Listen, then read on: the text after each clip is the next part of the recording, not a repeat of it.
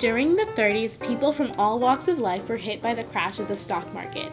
Distractions like movies and radio helped keep people's minds away from their worries. In the 30s, the radio was the most popular form of entertainment around. Though TV was still in experimental stages, radio brought the same kind of entertainment. The romance of Helen Sims.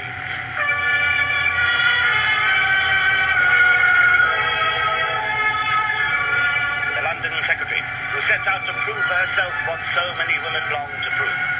That because a woman is 35 or more, romance in life need not be over. That romance in life can live at 35 and on.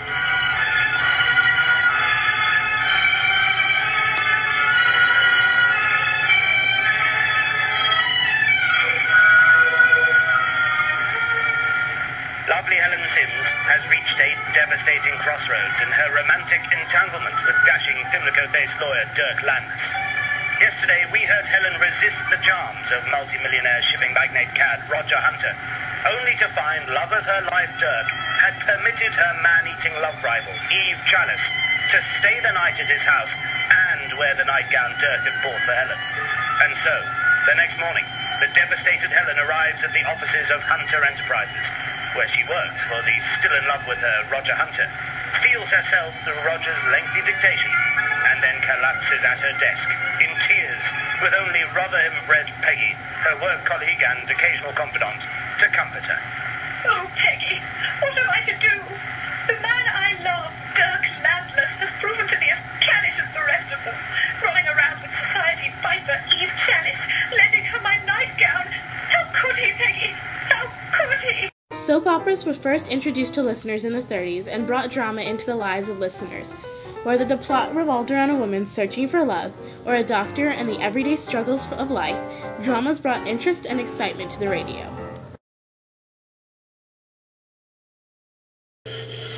Hey, driver. Yeah? Can you turn off the light over the meter? It shines in my eyes. Well, don't look at it. Can't help it. It fascinates me. Why? I've never seen anything add up so fast. I think that meter's a little hyperthyroid.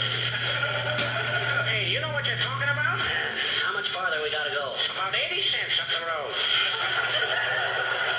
Oh, step on it. I'm itching to get there. At least I'm itching. Maybe it's this rented costume they use. Hey, what was that? What you think it was, buddy? Defeating me hard?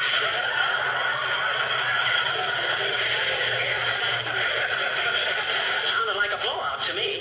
No, honest? Yes, it did, really. Well, think of that, a blowout. I wish you was right with me all the time, buddy, and you could tell me if it was going backwards or forward. Comedies were also common during the Depression. Shows like Fibber McGee and Molly became famous. Not only were the characters popular, but the actors behind the funny characters became famous themselves.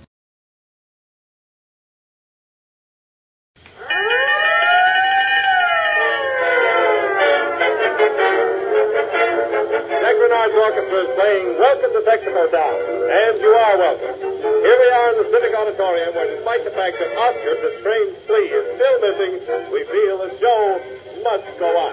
And so we bring you the second act of the Texaco Town Follies. Lights, curtain, music!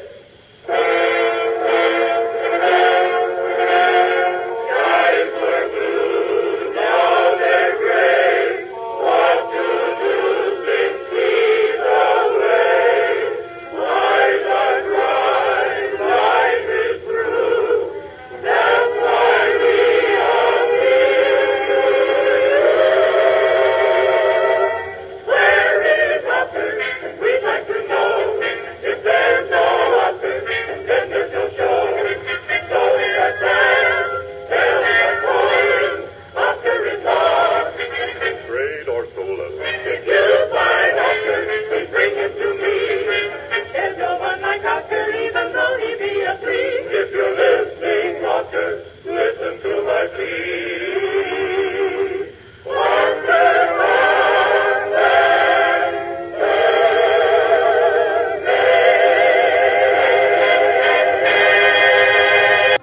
popular program format of the 30s was the company-sponsored musical features.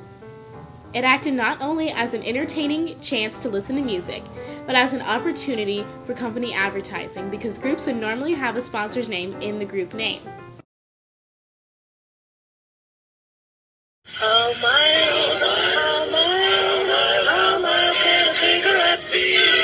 Take the Camel 30-day test and you'll see. Smoke Camel disease. During the Depression, magazine and newspaper sales fell dramatically. Companies began pulling their advertisement from newspapers and paying for airtime during popular radio shows. Ladies and gentlemen, the President of the United States.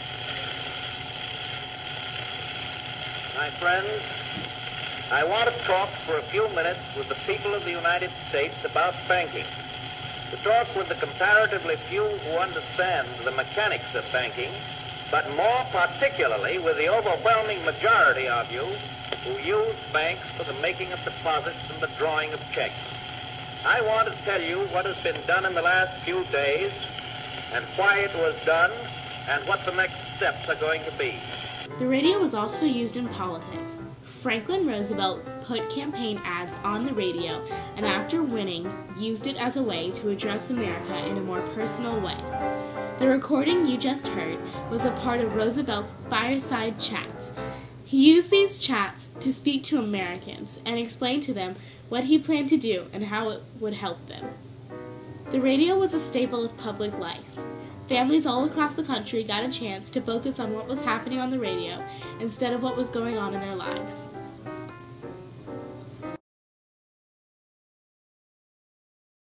Movies lost and regained popularity during the 30s. At the lowest point of the Depression, attendance at movie theaters had dropped by half.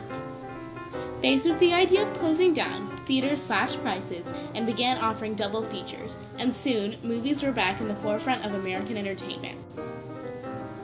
Though the Depression was the lowest time in the United States' economic history, it was a great decade for movies and the birth of stars. Gone with the Wind, The Wizard of Oz, Frankenstein, and Dracula were each released in the 1930s. All movies are now American classics. The 30s also produced stars known the world over, such as Shirley Temple and Clark Gable. Movies helped people living their lives during the Depression get away from their world and their worry.